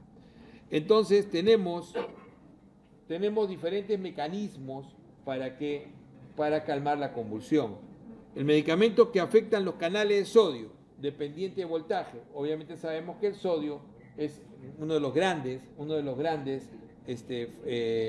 mecanismos de hiperexcitabilidad. Entonces, pues vamos a cerrar esos canales y la alteración. ¿Qué drogas actúan sobre canales de sodio? Son la gran mayoría. Entonces, están en azulito las drogas más utilizadas. A pesar de que la carbamazepina hoy en día se usa mucho menos, ¿ok? Pero siempre es muy preguntado, porque es una droga que se ha usado muchísimo en la historia incluso carbamazepina, cuando yo di mi examen de residentado, era la droga número 1 para la neuropatía diabética. ¿Cuál es hoy en día? La duloxetina, ¿se dan cuenta? ¿Se dan cuenta? Entonces, pero cuando yo di mi examen de residencia, la droga número, y fue pregunta de examen, era carbamazepina la respuesta. Bueno, no existía la duloxetina todavía. Y entonces tienes ahí, por ejemplo, la lamotrigina, excelente fármaco antiepiléptico. Fenitoína, esperemos que comenzara a usarlo cada vez menos. La fenitoína es un ejemplo de nuestra pobreza, ¿no? O sea, en otra parte del mundo ya no se usa casi, nosotros lo usamos porque es el fármaco efectivo y barato. Es parte de nuestra pobreza, ¿ya? De nuestra pobreza. Yo digo, no pobreza de dinero, ¿eh? Pobreza intelectual. Y el topiramato, que es un buen fármaco, incluso para bajar de peso, ¿o no?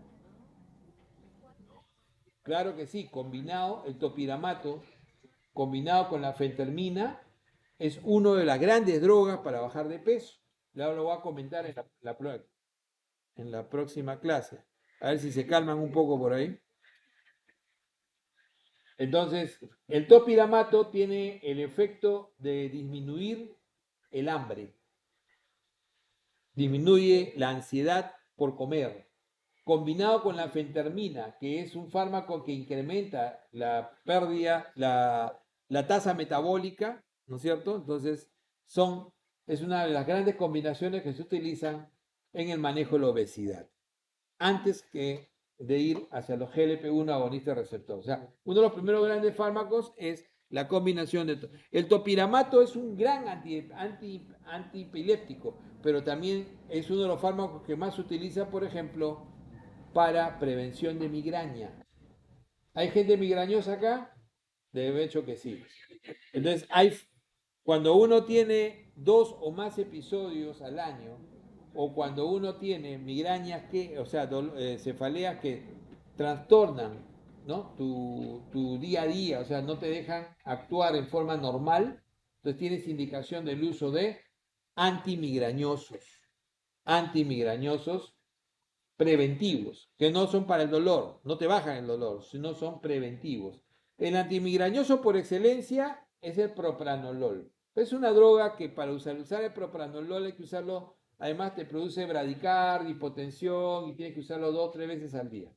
Pero es el fármaco que funciona, es el fármaco modelo, digamos.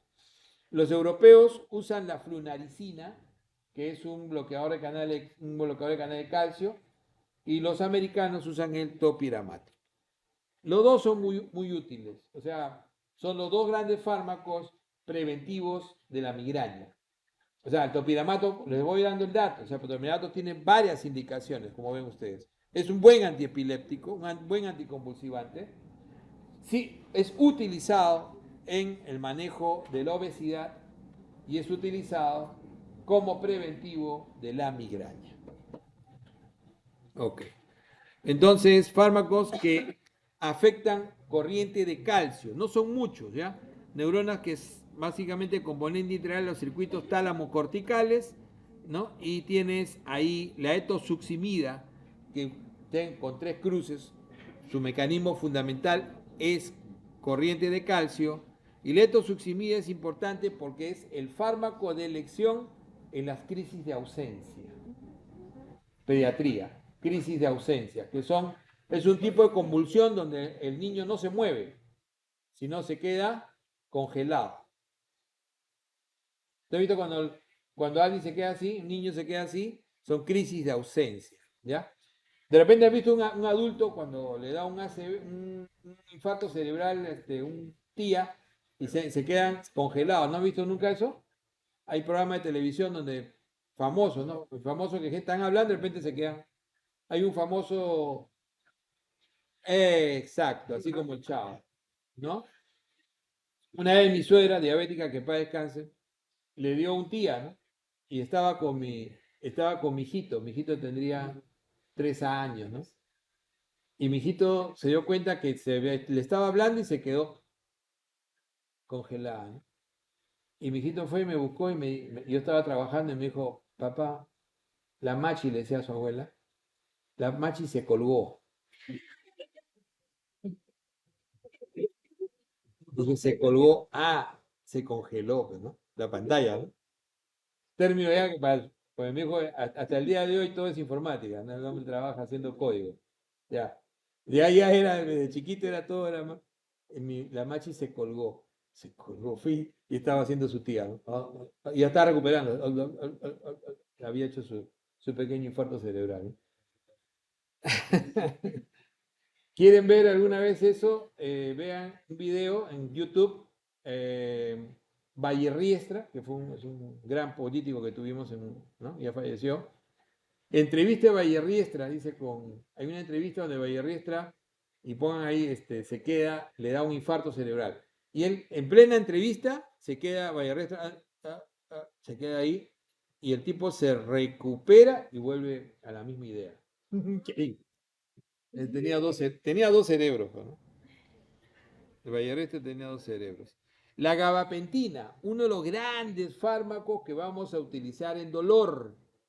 Gabapentina, los anticonvulsivantes son el otro gran grupo de fármacos que nos ayudan a elevar el umbral de dolor, sobre todo los que actúan sobre corriente de calcio.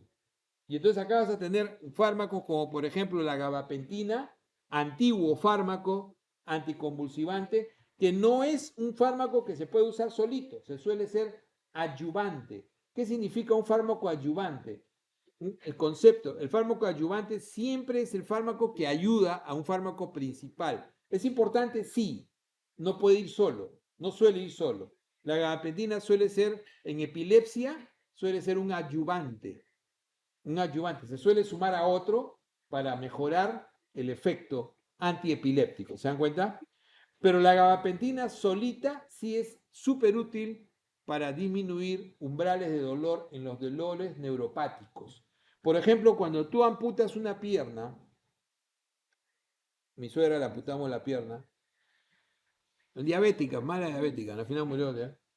Y le decíamos la inmortal,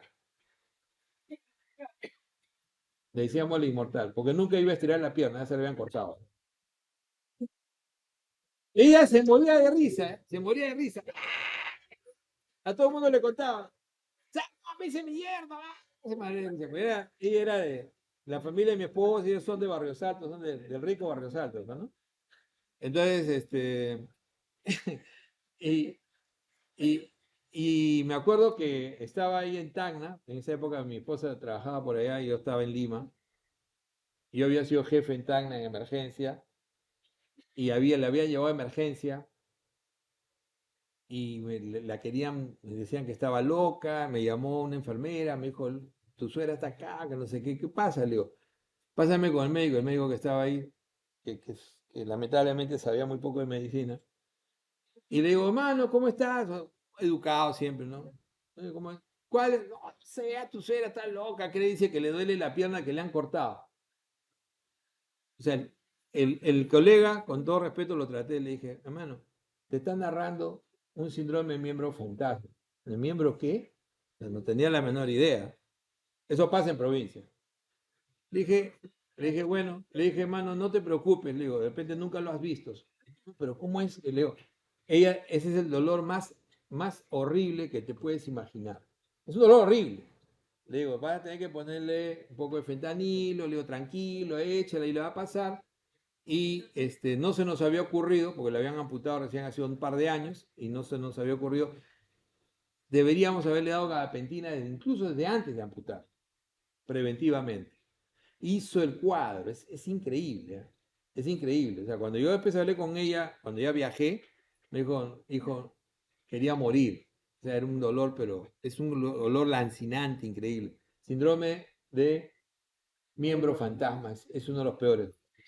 La gabapentina es un fármaco que previene, por ejemplo, eso. Hoy en día, dentro de estos fármacos, de este grupo, la pregabalina es uno de los que tiene mejor efecto.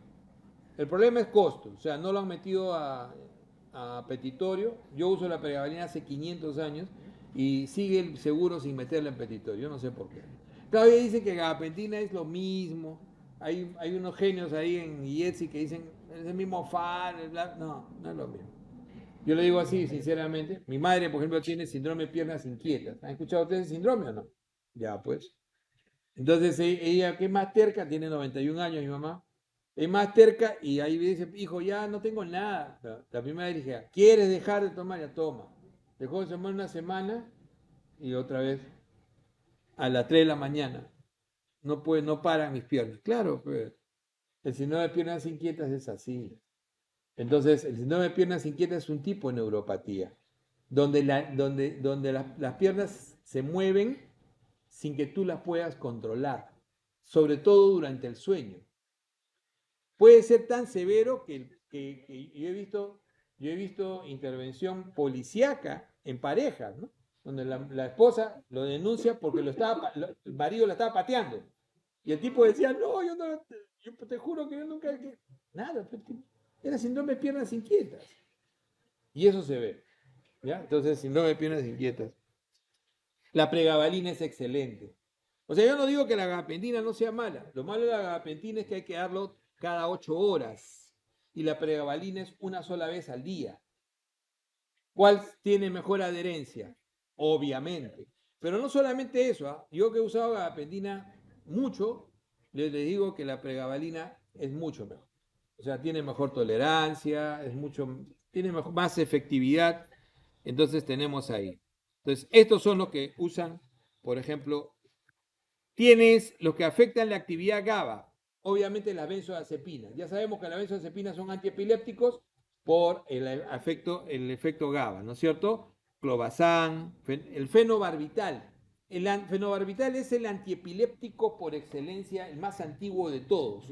Es el más potente, pero el que tiene más efectos adversos. Es útil, súper útil. Hay un momento en que tú no puedes controlar la epilepsia, sobre todo de pacientes que tienen gran daño cerebral. Aquellos que han nacido por ejemplo, parálisis cerebral, aquellos que han nacido con muchas secuelas, son chicos que merecen, que tienen una vida útil a veces, pero o sea, a veces la convulsión no los deja. La epilepsia es muy severa y solo podemos controlarlo con fenobarbital. Fenobarbital es, el problema es que tiene grandes efectos adversos, ¿ya? Grandes efectos adversos. Entonces, ya sabemos que las benzodiazepinas como anticonvulsivantes se unen al receptor GABA, facilitan la unión GABA a su sitio de unión de receptor, ¿no? Los que más se utilizan a este nivel, obviamente que ahí viene la apertura de canales de cloro, ¿no? Los que más se utilizan como anticonvulsivantes son el clobazam, el clonazepam. El clonazepam es muy útil sobre todo en las crisis mioclónicas. La convulsión mioclónica es es un subtipo de convulsión. Lo más común es en la convulsión tónico-clónica, ¿no es cierto? Pero las mioclonías son movimientos oscilatorios de los músculos y se ve mucho en la epilepsia mioclónica juvenil, que es un subtipo de epilepsia que se puede observar en jóvenes, sobre todo en adolescentes. El clorazepato, el diazepam y el lorazepam. Recuerden que el diazepam y el lorazepam, sobre todo para la crisis, son los que se usan en la emergencia, en la crisis. Ok. Lorazepam y diazepam, como habíamos dicho, puede usarse incluso ahora nasal. Y es más rápido, es mucho más efectivo, así es. Pero también por vía rectal. Por ejemplo, en el niño, ellos tienen una presentación ya en una jeringuita que es especial.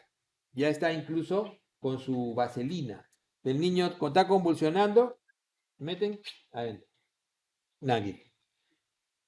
El, porque, a ver, trata de coger la vena cuando está convulsionando. No se puede. Entonces es muy difícil. Y el midazolam, que es otro, generalmente cuando te falla el diazepam, lo que sigue es el midazolam, ¿ya? Para poder calmar. Si es que se llega a una convulsión que no para después de 5 minutos, entra en estatus convulsivo. Entonces, el problema de las benzodiazepinas es que desarrollan tolerancia, o sea, el uso de benzodiazepinas como fármaco crónico no es ideal, porque tiende a generar tolerancia y eso es lo que básicamente los usamos por eso más en el evento agudo o al inicio de una terapia, ¿no? Básicamente. Ahora, efectos secundarios del uso de benzodiazepinas, obviamente la sedación, la irritabilidad, la ataxia, la depresión, ¿no? Y lo peor de todo, la benzodiazepina puede producir, en la abstinencia, puede producir convulsión también. ¿Ok? Eso también hay que tener en cuenta. Cannabidiol. Útil, recontra útil. Útil, no, es recontra útil. Por ejemplo, ustedes tienen buenos laboratorios de fito, ¿no? Deberían estar produciendo cannabis. Yo pensé que Unión iba a producir y de repente, ¿no? Happy Brownies, así, ¿no? Happy Brownies.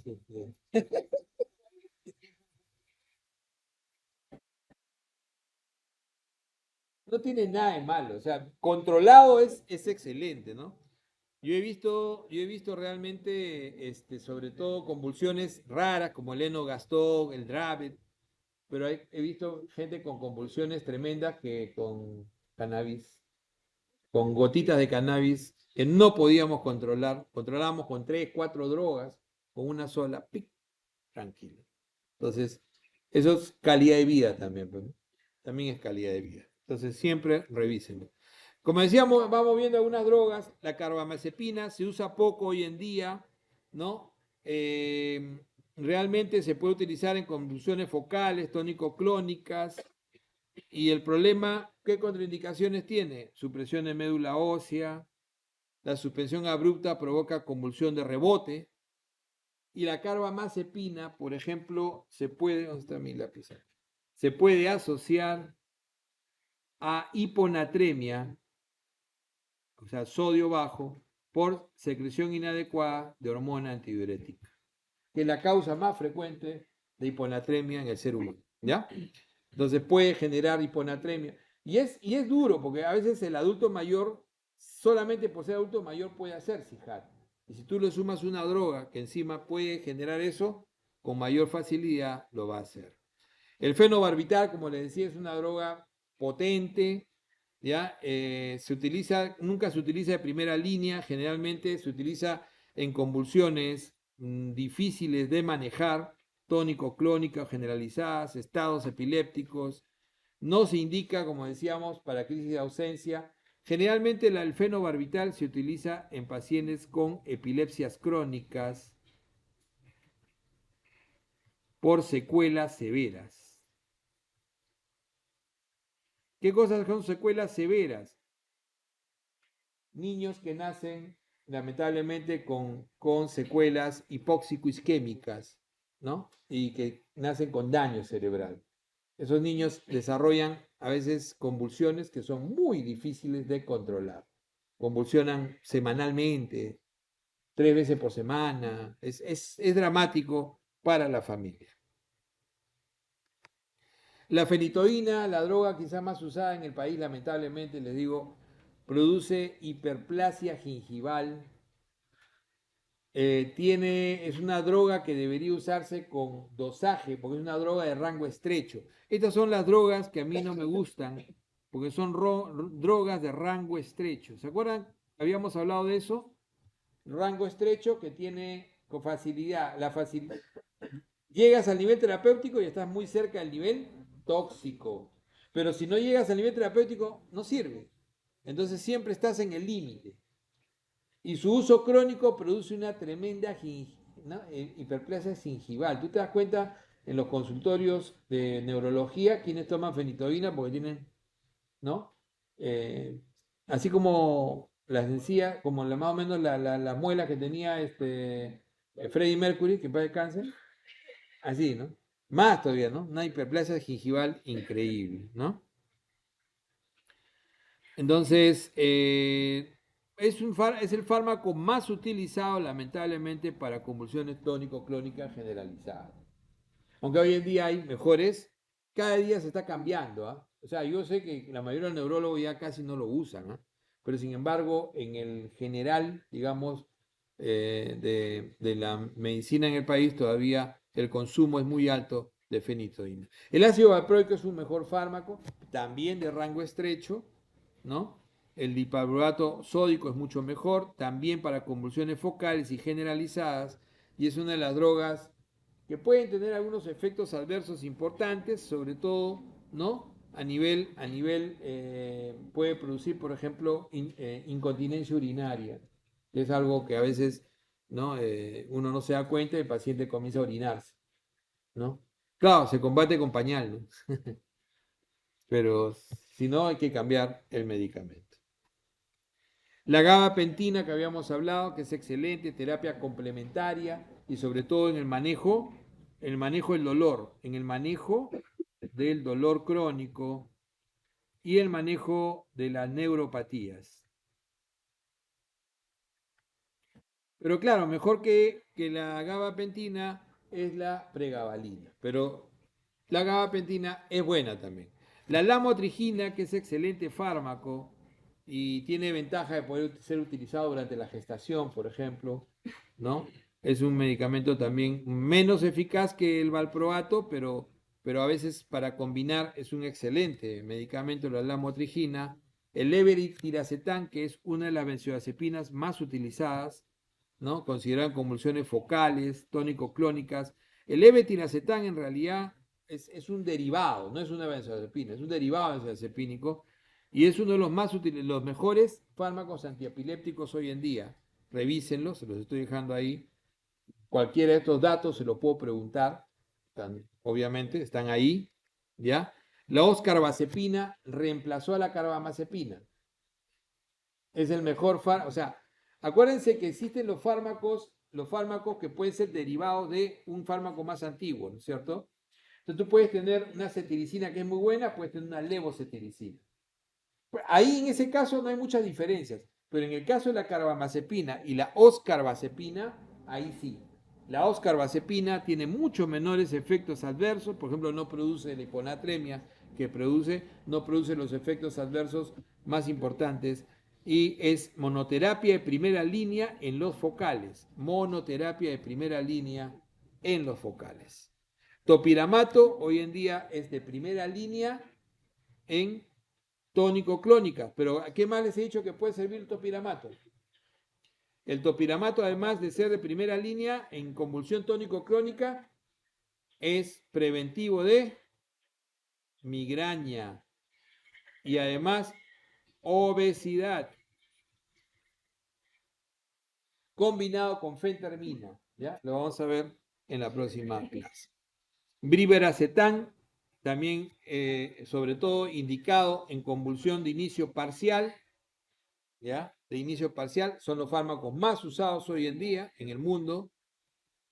Y la pregabalina, que me gusta a mí muchísimo, se va una dosis al día, se empieza con 75 miligramos, puede llegar hasta 300 miligramos progresivamente. Es un fármaco muy bueno. Es el fármaco de elección hoy en día en, por ejemplo, fibromialgia, en síndrome de piernas inquietas, en el síndrome de miembro fantasma. Es, como le digo, un buen fármaco y es un buen fármaco ayudante en las convulsiones. ¿Ya? Entonces, pregabalina, excelente fármaco. Ojalá un día lo pongan en petitorio, porque la gente no tiene que seguir comprando eso. Y vigaratrina, que recién tiene poco tiempo en el país, sobre todo adyuvante en las convulsiones focales y los espasmos infantiles, donde se usaba más antes la etosuximida. Ok. Muy bien, chicos. Preguntas, dudas.